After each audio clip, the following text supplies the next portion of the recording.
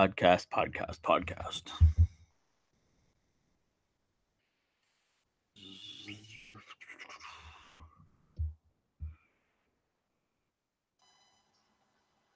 Hey, can you hear me? I can't hear me. I got nothing, Jason. Yeah, I can hear you. Can't hear. This thing doesn't work? Hold on a second. Let me try this. Can't hear that. Well, I can hear you, which is Go to good. your there's a bar at the top of your screen, Jason. Yeah. Hold on. Here you go. I think Is this it? You'll find settings there. Yeah. Go to your settings. Okay. And then you'll have a list of options for like your camera, your microphone, your headphones. Play with those a little bit, see if you can find your microphone. Okay.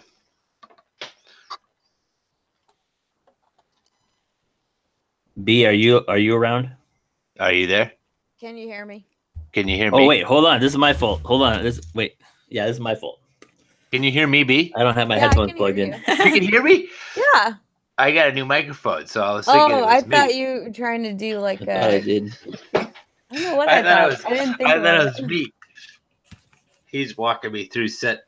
All right, that's on me. That's on me. I can hear both of you clearly. That makes sense. That makes sense. Did you pull a Bianca? Kind of, yeah. I did my headphones last, it turns out. Good. I got a new camera. I look very zoomed in, I feel like. Oh, goodness. How about that? I hope it doesn't blitz out, or else it's the computer's fault. You look gorgeous today, B. Oh, thank you. The skin looks beautiful. It's this high def camera. Yeah, that high definition. Ay. How you guys doing? Tired. Tired? Is that what you said, B? Yes. Yeah, that's fair. Yeah. Very tired. We have fall retreat this weekend, so all I've been doing is getting ready for it. Oh, nice. And you had stuff on Halloween night or whatever? No, we didn't. Smart we didn't Christians? have youth group. Yeah. We let them frolic with the heathens. That's right. That's the night we let Satan and the pagans take over. But Mm-hmm. you get them back this weekend, so that's good.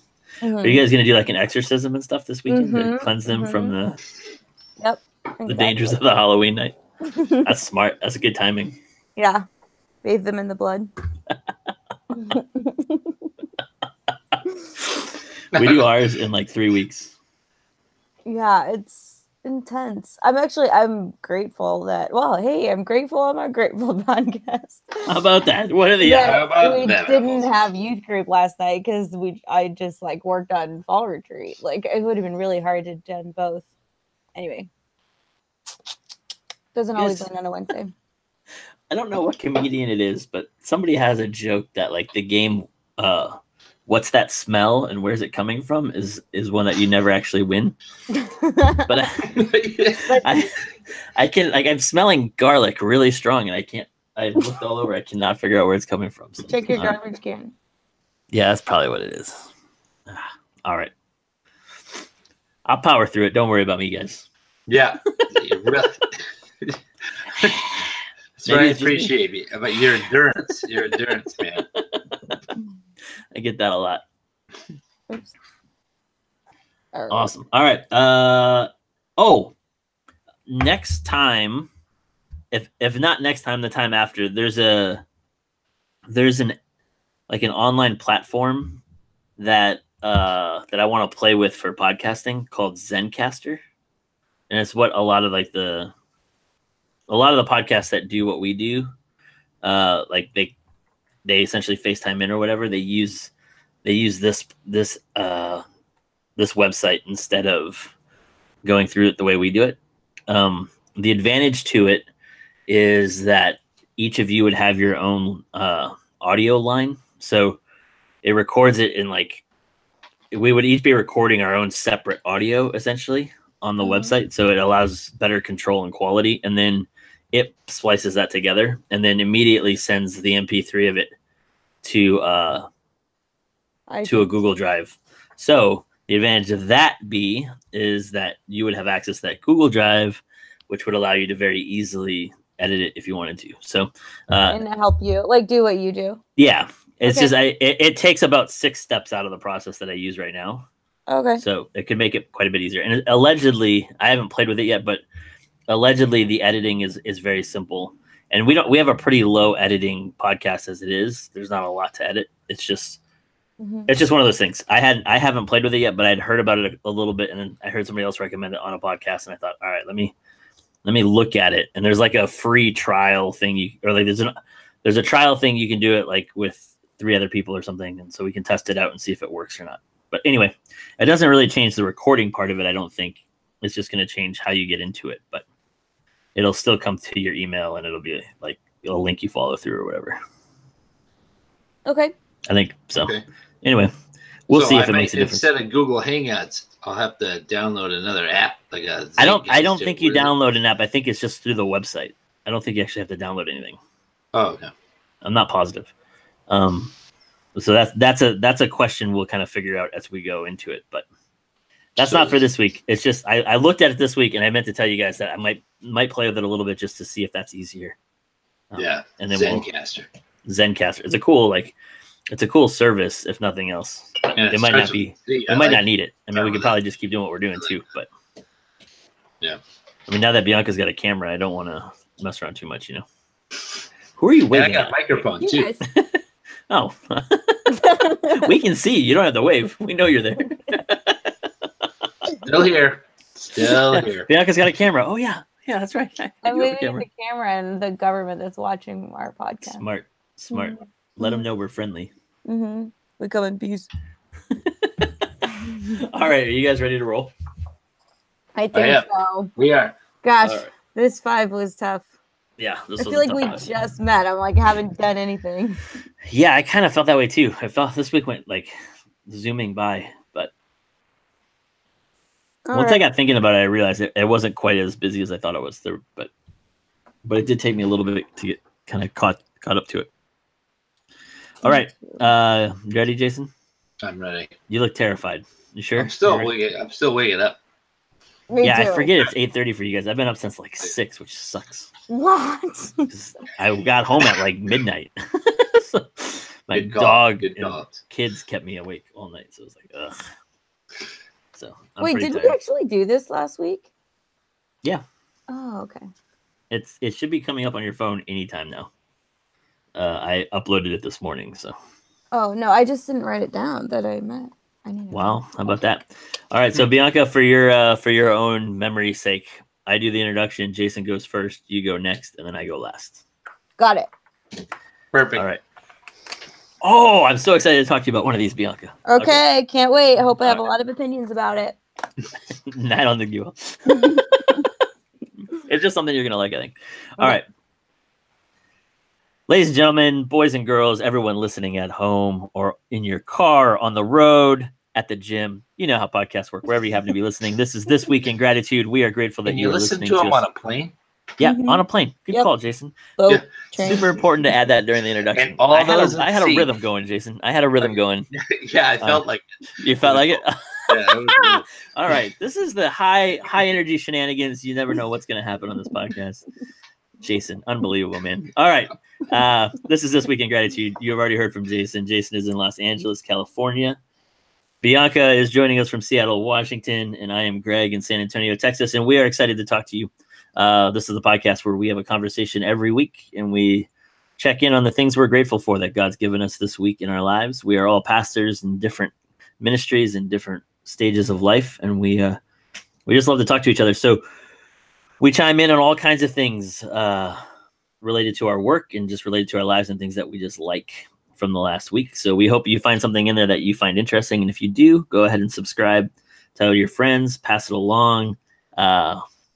That's what we got. I'm excited to get rolling, guys. I want to hear about your weeks. How you guys doing? Me too. And we also just like hanging out with each other. I really miss you guys. I like you guys.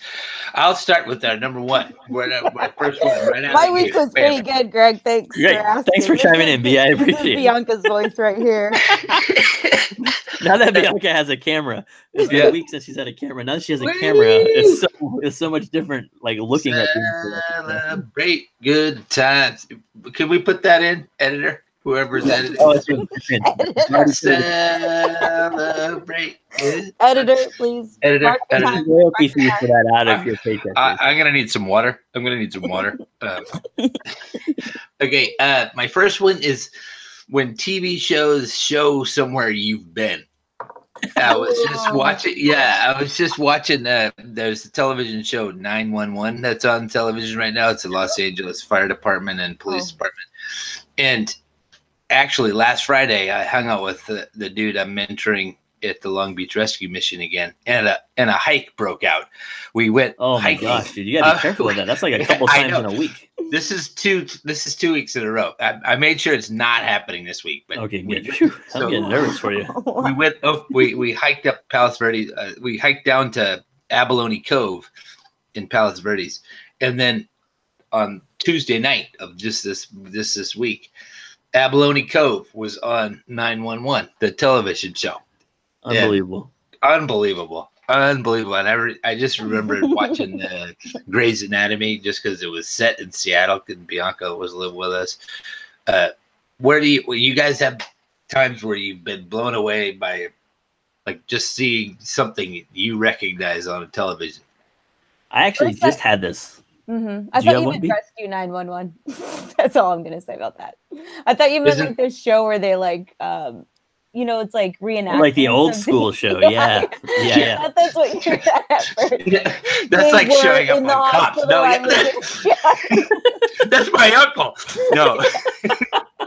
I really did. I didn't know there was a show called 911. Okay, sorry, Greg. What was your spot? It's with the guy from Sports Night. It's that dude. It's the dude from Sports Night, and it's Angela Bassett too. It's a pretty good show. His last name is Krause, I think, like Peter Krause. Peter or something Krause. like that. Mm-hmm.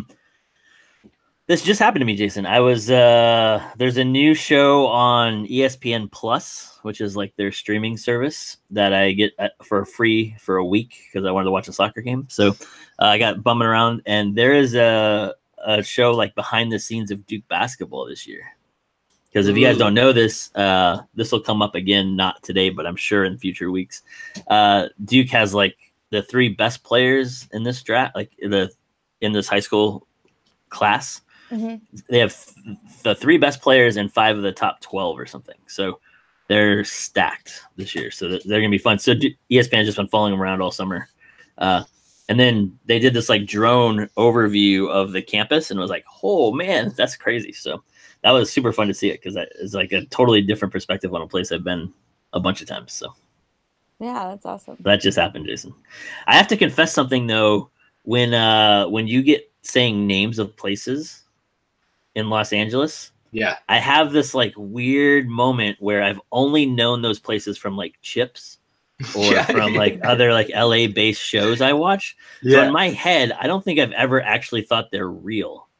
So like, so when you say them, I just think you're making up places all the time. Like it's a weird disconnect where like my fiction life and my real life friend like combine in the same place, and it wreaks havoc on my brain. I don't like, like the whoever the philosopher was who had this idea that we're like brains in a vat and we just create our own reality. Ooh. So like everybody we interact with, we've made up.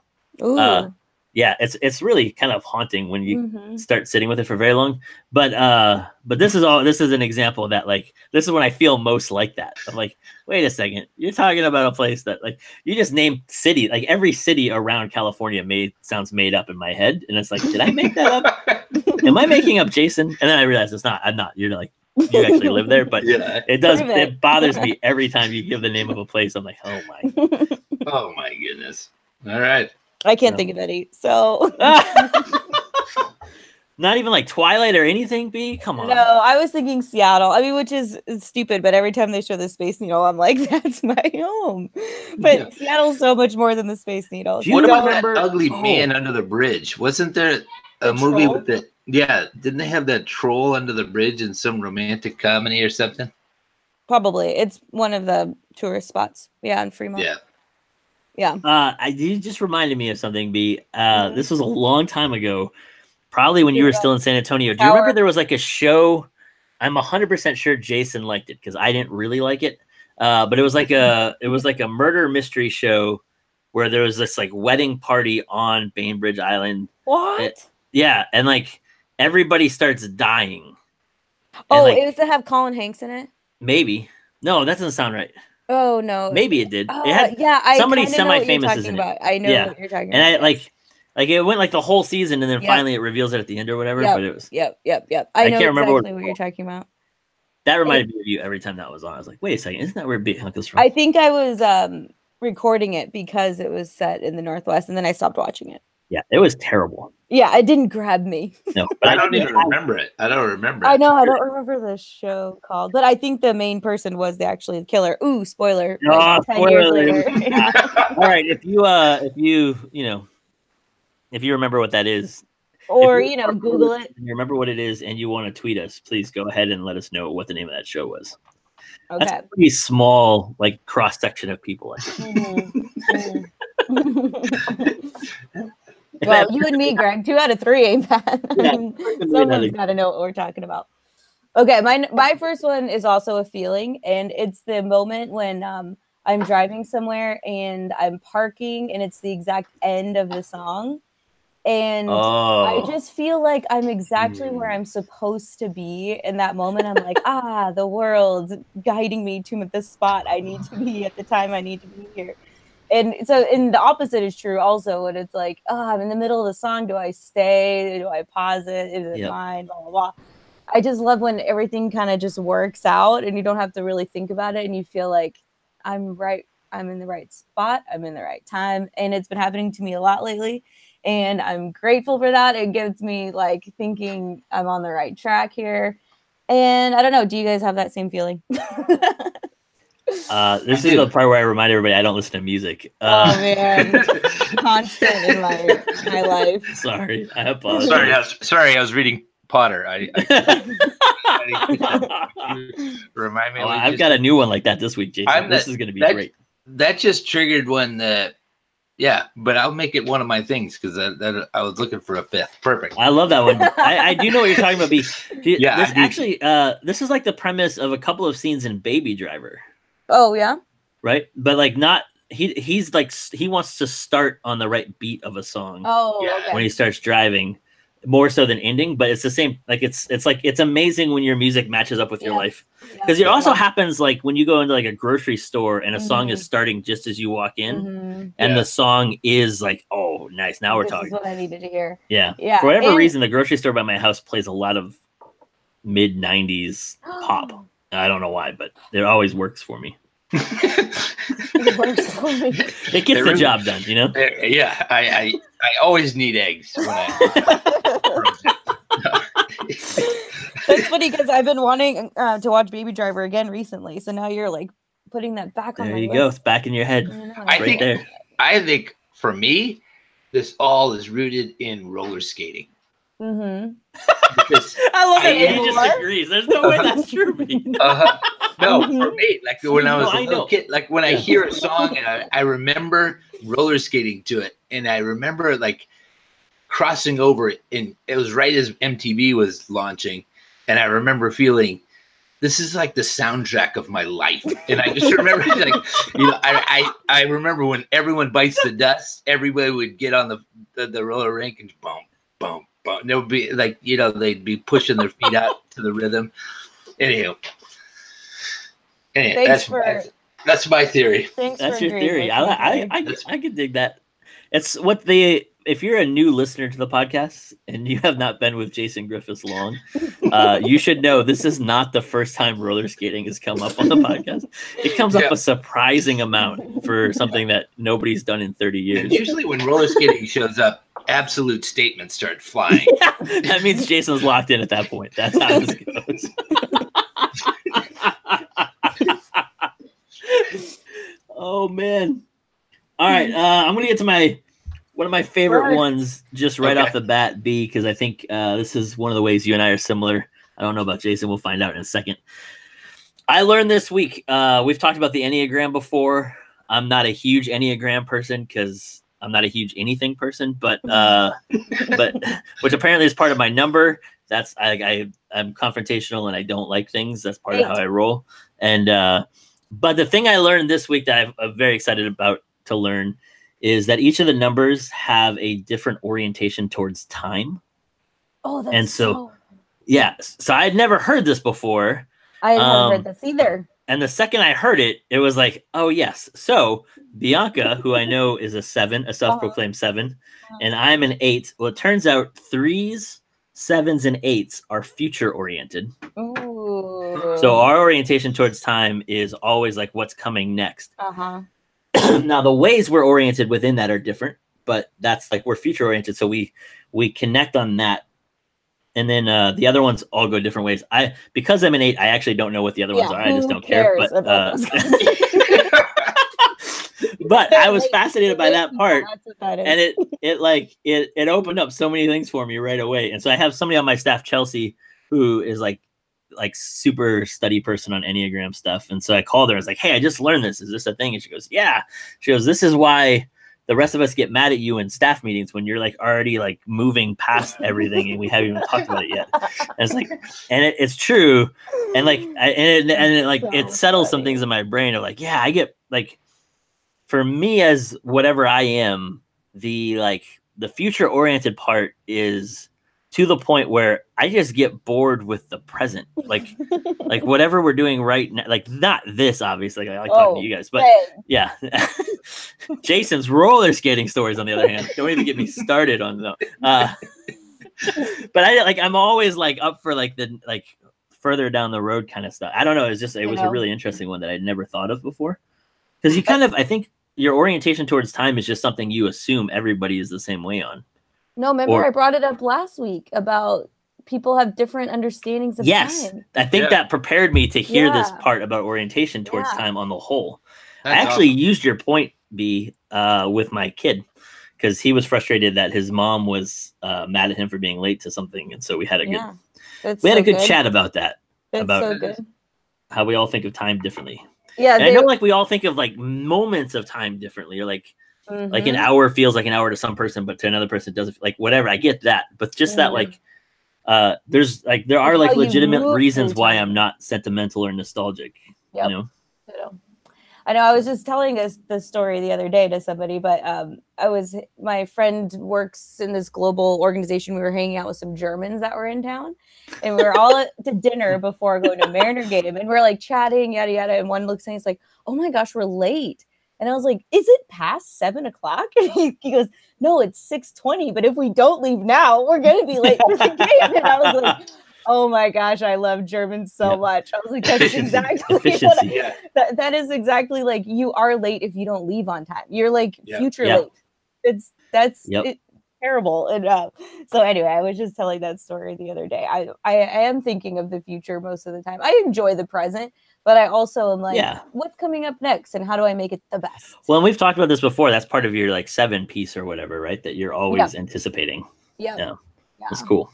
Anyway, that's interesting. I have some Enneagram lovers in my life too, so I'm gonna have to see what they say about this. And so for me, the other part of this is because the past doesn't play the same role for me as whatever I am. Once I have a fight with somebody, then it's just done.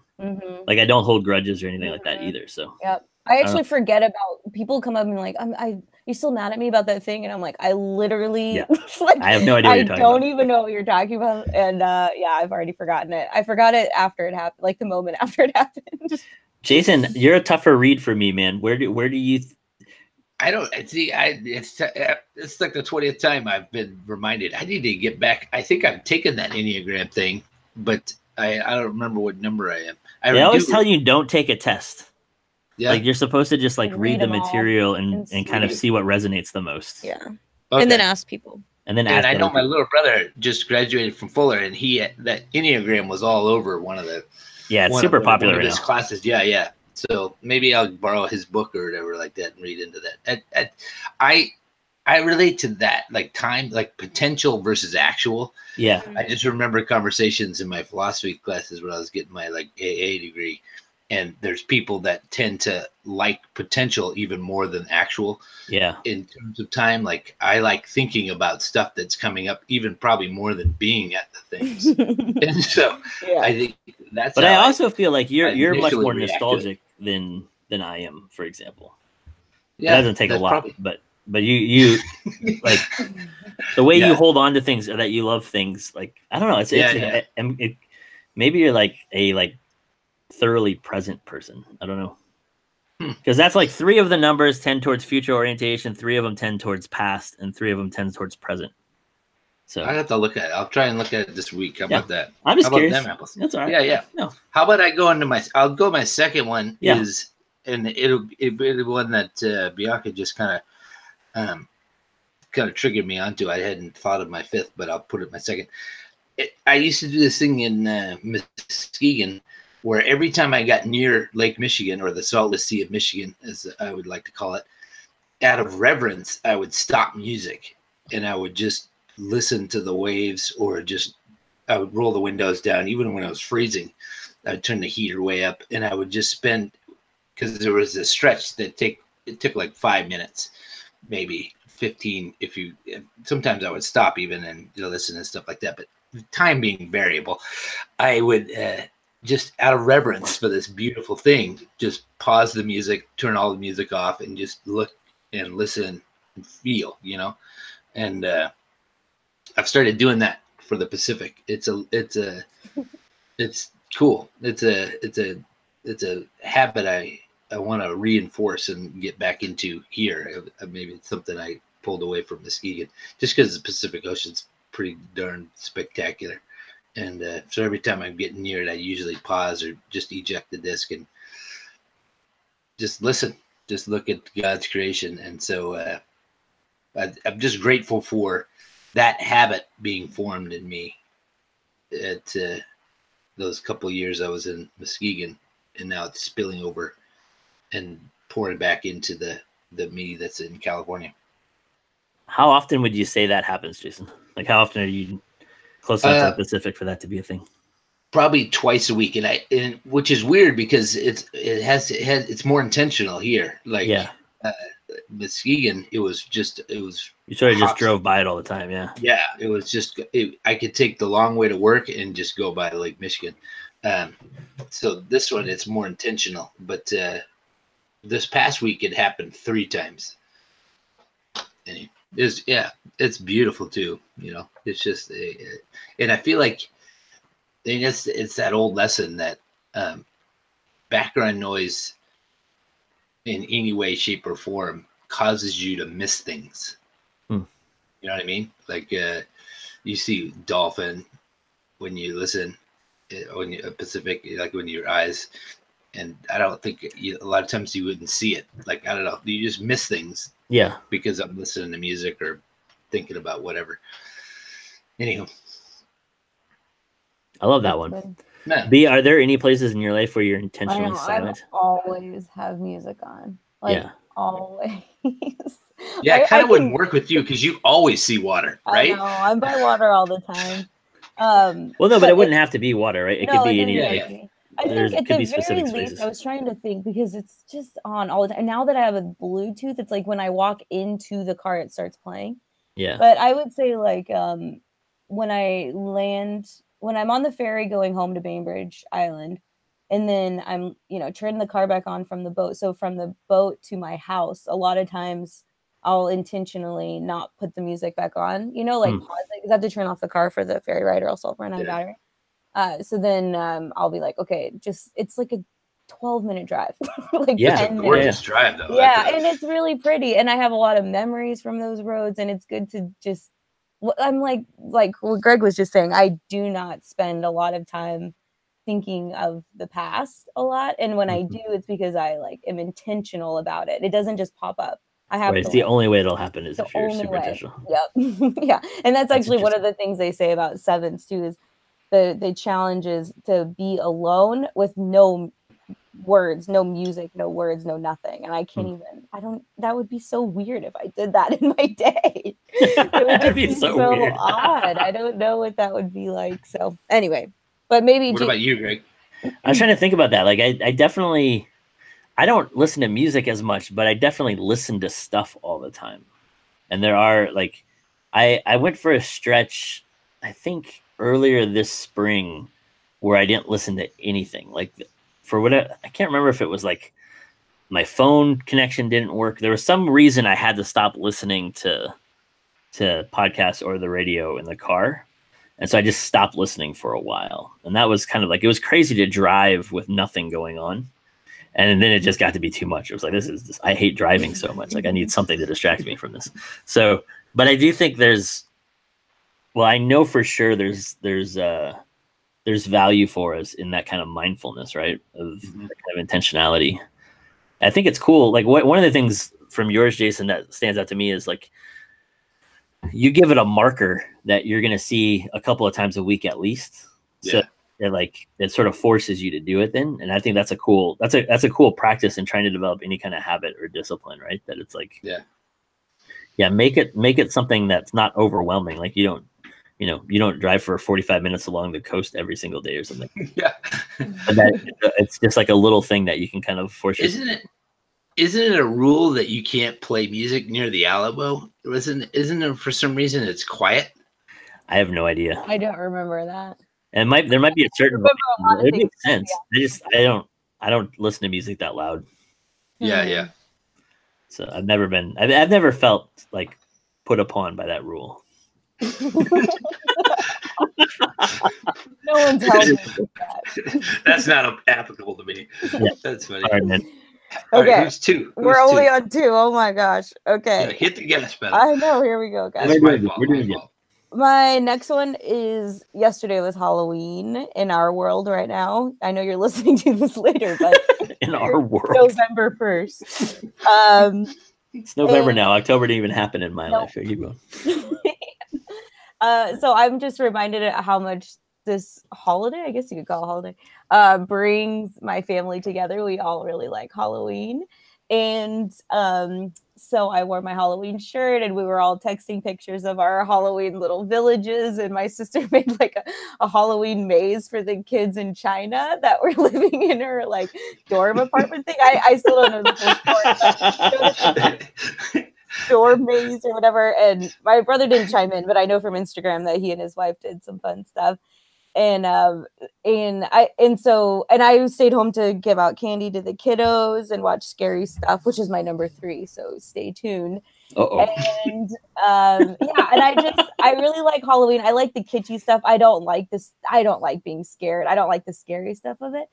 But and then also I do try to get into the sentimental part of like thinking of the people who have passed in my life and considering where they are and what their life was about and kind of the Dia de los Muertos of it all. And so I do appreciate this holiday. It is fun. I think it's fun, but I also try to appreciate it every year too. And I'm grateful for this moment in our 365 days where we are supposed to just sit and think about like what happens when we die and where did everybody go and like this feeds into your death month or whatever, right? Oh yeah, for sure. That's exactly why it ends in this culmination of giving out candy to kids. Yeah. I'm in on any holiday that has candy is pretty much my rule. I don't care. Yeah. I'm not gonna dress up or anything. We had our programming still on college campuses last night, even though it's Halloween. And so I tell people they can dress up if they want. I show up wearing my normal stuff and they always ask me like, what are you going as? I'm like, an adult. I don't know. An adult on Halloween. Yeah. So, but I like candy. I'm in on the candy part. I'm in on candy too. And this was the best Halloween in a long, long time. And I think it's a lot of It's a lot of, because you gave me that From Here to Eternity, that book really set the stage. And I usually, because I lost my mom October 30th, 15 years ago, and I'm quickly becoming really close with our neighbors that live in this same condominium like thingy or whatever. And they're some of the best neighbors I've ever had. And he lost his mom 2 years ago, October 29th. And then we spent Halloween yesterday together. We all went over to Maddie's neighborhood, Malia's sister, my wife's sister's neighborhood, and it's a more classic neighborhood. It's, you walked around the circle, and it was so cool because it's so crazy that it's celebratory, like with all the candy and everybody like kind of freaking each other out and everybody giggling and stuff like that. Mm-hmm. But it really opened the door for Adam and I to really connect and just talk about missing our moms, and like I was able to I'm gonna give them some stuff to read just to make them feel not so alone. You know, like we were talking like really deep level while laughing and giggling. And his son, who's like 6 or something, was dressed as Freddy Krueger. Oh, Which is crazy. But so it's like it's just the paradox of life. It's just like it's crazy. Like I don't know. Anyway, the whole thing was a really good Halloween. But yeah, That's amazing, dude. yeah. And I just thought maybe that should be a part of our, because I'm into rituals and that kind of thing. Maybe that's part. Well, I should watch that Pixar movie. What's that one about? Coco? Yeah, Coco. Oh, maybe you haven't seen Coco? Oh, I've seen Coco, but maybe that should be like our Halloween go-to. Tradition, You know what I mean? Yeah. We watch Coco together. Because before that, what do we got? Beetlejuice? You know, like like there's not like really anything that's like got that kind of depth. Coco pulled off a lot. Yeah. In one movie, it checked a lot of boxes. That's a really good film. Yeah. Anyway. Okay. That's it. Who's 2? All right. My number 2. What's my number 2? Okay. My number 2 is mine's fast. The Packers played the Rams on Sunday and lost, and they lost because their kickoff returner fumbled the football before giving us a chance to make any plays in the last 2 minutes, and we lost by 2. I almost texted again. I'll confess. It's a good thing. It's a good thing you did not do that. It's a good thing you did not do that. I like to text them right after they lose. Who won the game? Yeah. One of the reasons Jason's the worst person than me. I am despite the worst person. The fact that everybody thinks the opposite. But it's one of my like the deepest joys of my life. I know it is. That's what's wrong. You and Robert Garcia. I have no idea why. Like, there's no reason. Oh, I know why.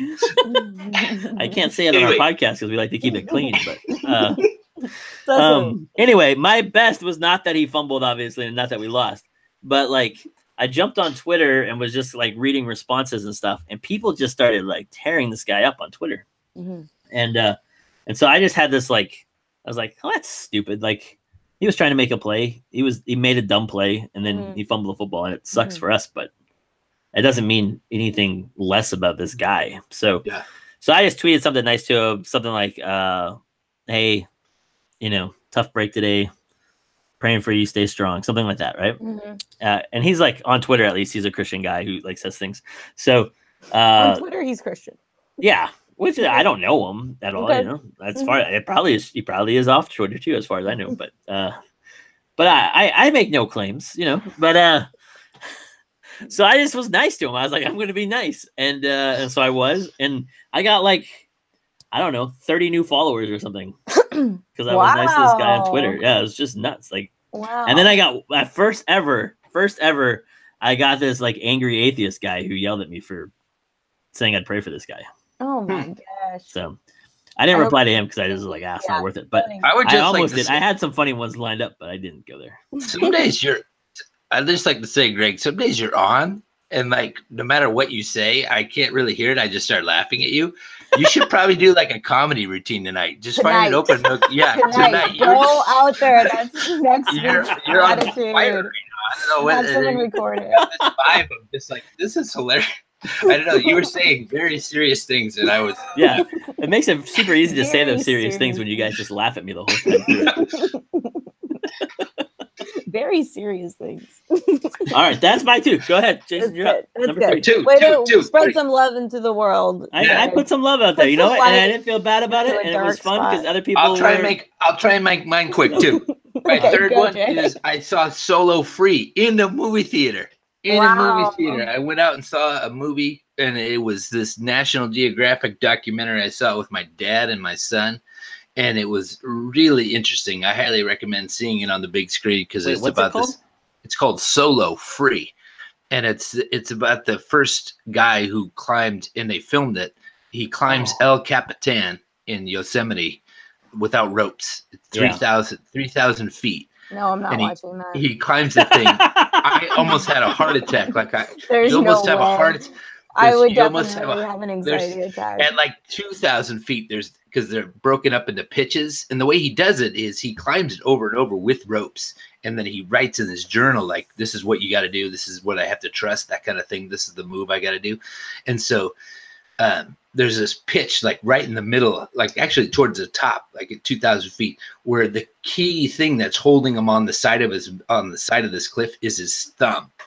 He has this thumb hold, and he first starts with his left hand, and then he switches that to his right, and it's just insane. I almost threw up. Like it was just like crazy. It's really interesting, but there's the documentary piece of it is really what I'm grateful for, because he does it because he's really lonely. Like it comes from this place where, you know,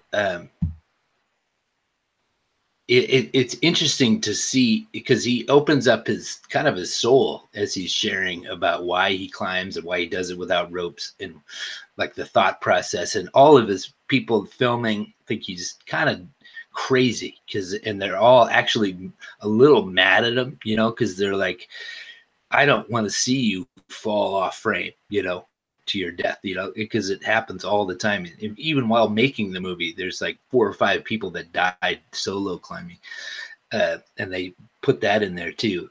And it's just interesting just to see what causes him to push himself to such an amazing.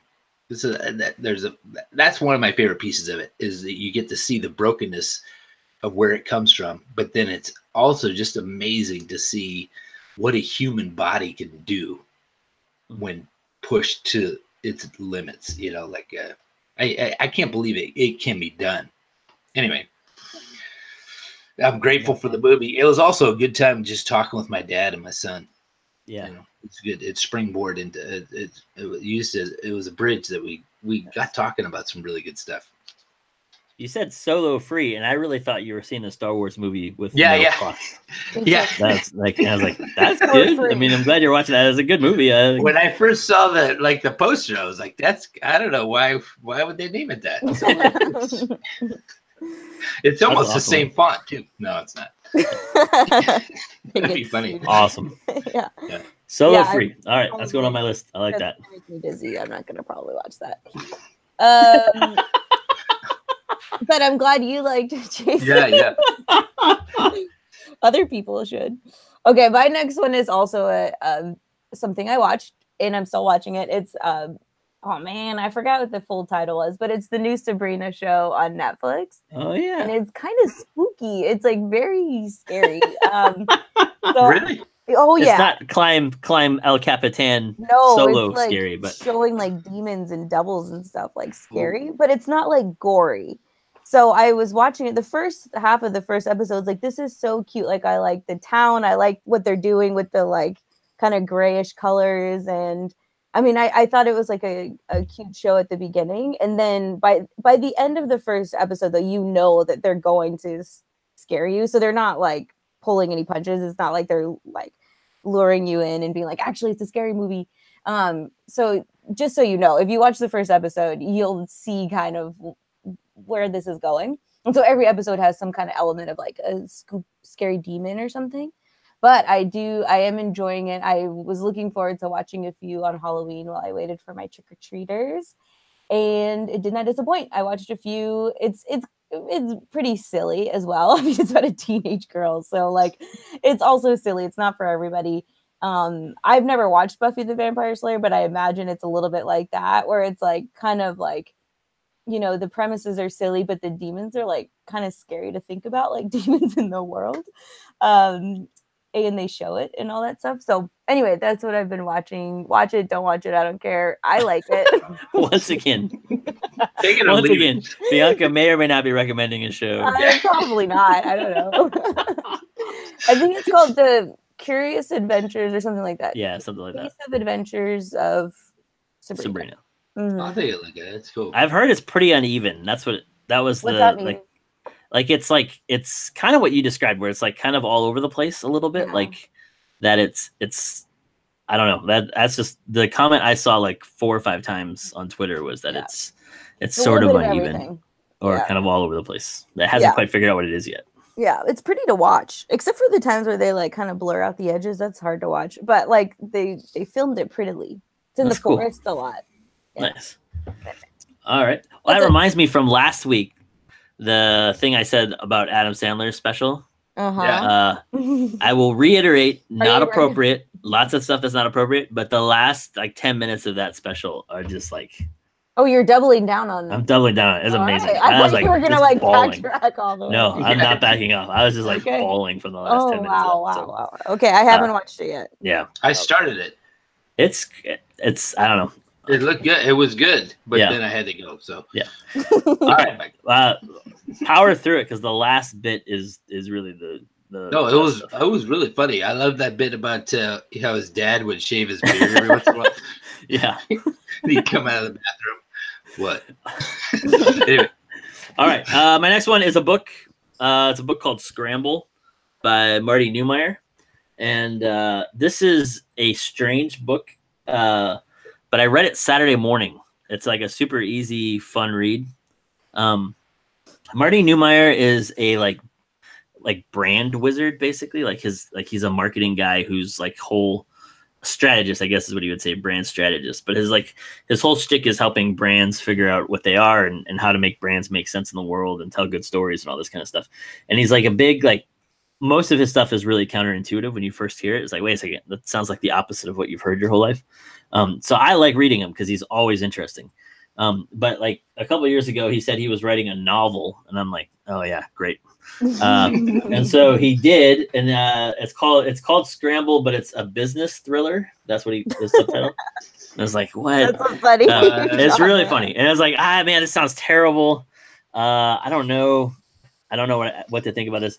But so I ordered it in. I started it on because I like all his other stuff so much. I'm like, I'm gonna give it a shot, and I started it like on Saturday morning when my house was quiet, and I finished it like before lunch because it's super fun to read and easy to read.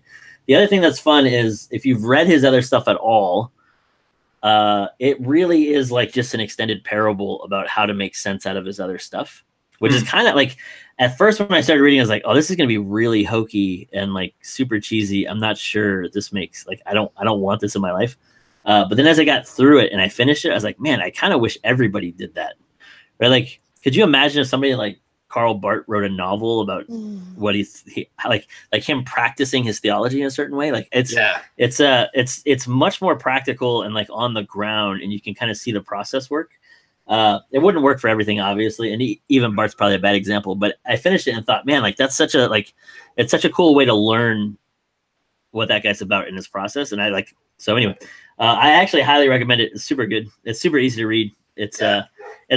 It's not going to change your life necessarily, but if you're into like brainstorming or branding or creative strategy at all, he's a super interesting writer anyway, and he's been super helpful for me as like somebody who tries to think that way sometimes. And this book was good, so I would recommend. That reminds me, you just mentioned like I wish Barth would have written something like that, and you remember you helped me unlock Barth by just saying it's more like an orchestra. It's got word. The words are meant to be heard, not read. You know. And then Mike Sampson, Princeton guy that I think Bianca knows, he turned me on. I guess Bach wrote a little book about Mozart. And he says that it acts very similarly to this novel. Like it helps you unlock how he writes and how he thinks about theology. It was either Mozart or Bach. I forget which one. But it was whatever his favorite composer was. Nice. I never got the book, but I should probably get that someday. It's come up a couple times. You should probably get it. But I got through the first half of volume 1, and so I'm pausing on that and reading Institutes. Anyway, so I tweeted this guy Marty Neumeier to tell him that I read his book and I liked it, and he tweeted me back, and then he followed me on Twitter. So shout out to Marty Neumeier. There you go, man. Mart. Yeah. Gosh, Greg, you had so many new followers. Listen, I'm blowing up over here, guys. Maybe I'm blowing up. Listening to us. If you guys could start catching up with me, and I'm open. I'm getting tired of carrying you guys. I'm open to our T-shirts saying, this gratitude sponsored by Martin. If anybody wants to get involved. Oh boy. Shameless plug. All right, there we go. Shameless fishing. Is it my turn? It is. Please. My next one is churches. I don't know. You might be thinking this dude Jason. He's almost more into guilty pleasures than he is into good music. But I love this band, Churches. I don't know if you've heard of this. It's got a female lead vocalist most of the time, but sometimes the dude sings, and he's okay. But the reason this new one, it's the latest. They put out like 6 albums in the last like 2 years. I don't know like how many. They've been putting albums out like crazy, and this is the reason why I think they were just trying to fine tune it and get a sound, and I think this is it. This is the Churches Love Is Dead. It came out this year, 2018. It has like a 80s vibe, you know, like back to the roller skating. It's very good roller skating music, but it's money. I think it's a really good disc. Anyway, Churches Love Is Dead. But if you don't like it, you're gonna really not like it. You know, it's in the same vein as like Lord, or you know, like yeah, that kind of stuff. I like them. I'm gonna listen to that today. There you go. Thank you, Jason. I'm not gonna thank you till after I listen, because whatever the you song give is, some terrible recommendations once in a while. I think it gets radio play. It's the one that has I don't know the name of the song, but the if you love me, just let me know, and then the beat drops like in the middle. That's my favorite track on this album. Anyway, there you go. I don't know how you'll find it, but I'm gonna check it out. Maybe you It's can the do one a on the little radio. research. Yeah. Okay, I'll go with my whatever number one. Let's see. Well, I'm without a 7th grade boys small group leader, so I am the 7th grade boys small group leader. We're not meeting every week, but I want them to keep meeting while we're still looking for someone to lead them. And I'm just grateful for these guys. I mean, a lot of times, most of the time, actually, when I'm in front of the big group, you know, it's half boys and half girls, and I'm like big group with all of them together. But to get just a few of the boys, you know, we play Catan, Settlers of Catan, every single time. And then last time I had to pause and be like, we actually need to do prayer requests, guys. So we did prayer requests, and we prayed at the beginning so that we could spend the rest of the time playing Catan. And I just like, I love that I was put in this position. I mean, I love my job, obviously, but not having a leader is really stressful, and I'm still looking, and obviously everyone's praying for like a good person to show up for them, but also that means that I get to take them, and that's a silver lining. And I know their families really well. Obviously, I knew them as 6th graders last year, and they're just a bunch of great dudes. And I'm just grateful that something that, you know, is potentially a negative part of the ministry, not having enough leaders, is I'm trying to find the positive aspects of it, and this is one of them, that I get to just spend time with a few kids instead of 80 to 100 at a time. A lot of times I'll take the girls' small groups just because it makes sense, you know, if we're running low. But this is one of those rare times where the boys don't mind that I'm there. They still belch and fart in front of me and are honest about it. That means they love you, B. I mean, they're fine with me being a leader, so I'll keep doing it until we find someone. But I'm grateful for the opportunity to hang out with them. On my list of the worst people ever. Oh no! 7th grade boys. Oh no! Are like just below genocidal maniacs. No. Well, these are sweet boys. The mean ones don't come. Yeah. No, I just like it's. Oh man, 7th grade boys be yikes. These are the sweet guys. Yeah. I'm glad God gifts some people for working with them, because and every time, and I know Greg probably feels the same way. Every time you start talking about youth ministry, first I always wish my kids were right around you, and then it kind of turns into anger. I'm like, oh no, my kids aren't around her. And I'm thinking back when I was a 7th grader. Oh, to have somebody, to have somebody that actually would look me in the eye of the opposite gender and listen to me. You know, that would. This is going to be take me roller skating. I mean, it could be anything. Yeah, this is going to be part of their story, and I think it's just. I think that's awesome. I wholeheartedly agree. Yeah. This is my favorite one of the whole time. This is my favorite We one. still Every were time. ranking things. We're if we were not still ranking them ranking- anymore, Jason. We're Yeah. not ranking them We were anymore. ranking things. Bianca I got just sick of won. losing If every this was time we Battle did of the We're not Bands. ranking- I had this weird Pearl Jam Bianca block wins. that I Let's couldn't just break hang through up. ever. Let's just hang up. Always won it every single time, and that sucks. Ugh. All right, my fourth one is Monday night. My brother, through means I have still not fully understood, got Spurs tickets. So Ooh. he and I went and watched the Spurs game together, which is like the first time we've ever done anything like that. So, That's awesome. so we're both. He's 30, almost 39. I'm 41, so it's time that the two of us finally go watch a sports game. Sports game. A match. It's A funny match, a because he's basketball not a sports match. guy at all. Like he just never has been, and he's not. He loves like skateboarding and stuff, but he's always tends to be more like extreme sports individual kind of guy. Mhm. But he's in the last like 10 years or so has really gotten into football and Packer games, and living in San Antonio has developed this like fondness for the Spurs now. So it's that's been really cool, and it was just super fun. It was a nice. I know we talk about our families and siblings and stuff sometimes on here, and that was for me. It was something I was really grateful for because like, hey, I kind of felt like, hey, we're both kind of adults. This is weird. That is Really good. So it was really fun to do that, and he took care of the tickets. He got them from somewhere, and then I took care of the parking, and it just ended up being a lot of fun. So That's That's nice. excellent. Yeah. And I you got to just hang have to look straight ahead too, which helps. Like Yeah. you're Yeah. like yeah. watching something. Yeah. Well, it's like yeah, and I think, and he got again through things I don't totally understand. He negotiated and got Rampage tickets, which is like the minor league hockey team here. And Oh yeah. he got season tickets to them, and that meant he could go to a Spurs game. So he's trying to get out and go see some sports, and he really liked the hockey. So I was like, all right, I'm excited for him. It's a cool thing that he's That's in a cool. good place right now with that stuff. So Yeah. That's neat. That's That rattled loose. I hung out with my older brother, so that was cool. That's cool that you brought that to mind. Yeah. It's cool when we reconnect with fam. That's good. Mm-hmm. My number 5, last one, is on Late Show with Stephen Colbert or whatever. That Bonicelli. I forget how to pronounce it. Andre, the blind dude. yeah. Andre Bonicelli, I think that's his name. sure. He performed with his son. It's him and his son is now of age and can sing really, really well too.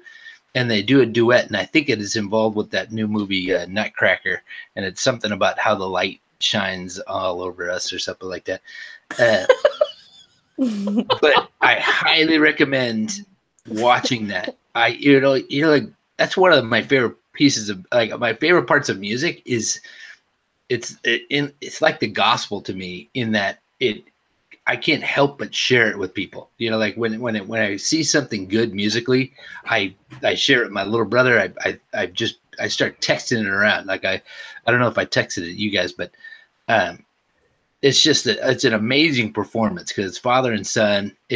The son kind of sounds like the dude from Snow Patrol. I don't know how that's possible, but he does. He has a little bit of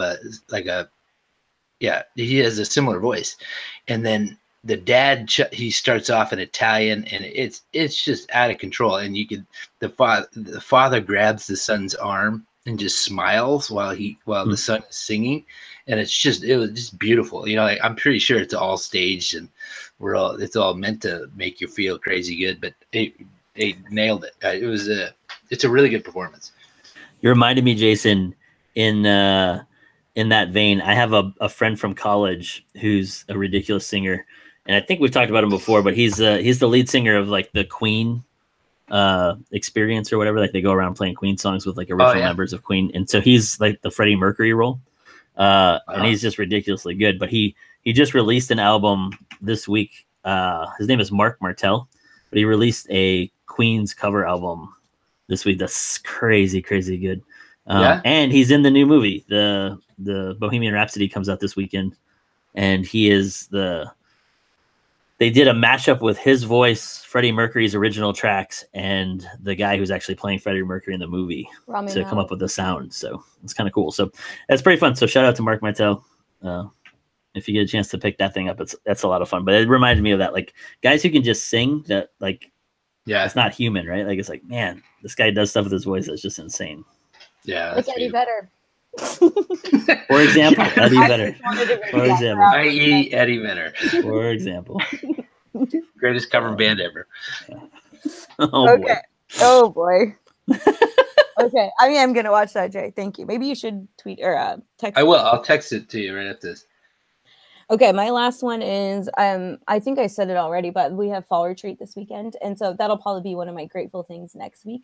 But planning for fall retreat, I don't think I've laughed harder than when I'm with my leaders and we're trying to come up with the silliest things to do. And so I mean, we leave tomorrow, so we're at the final crunch of like what these games and skits are going to be. And I'll just tell you, there's werebears. It's not werewolves; they're werebears involved, and I'm a grandma that gets kidnapped, and we were planning this in a diner. Yeah, we were planning this, and I'm a werebear. We were planning it in a diner a few nights ago, and we were all laughing so hard. We were like, luckily they put us in the corner, so we weren't like disturbing too many people. But like, Never put me in a corner. I know.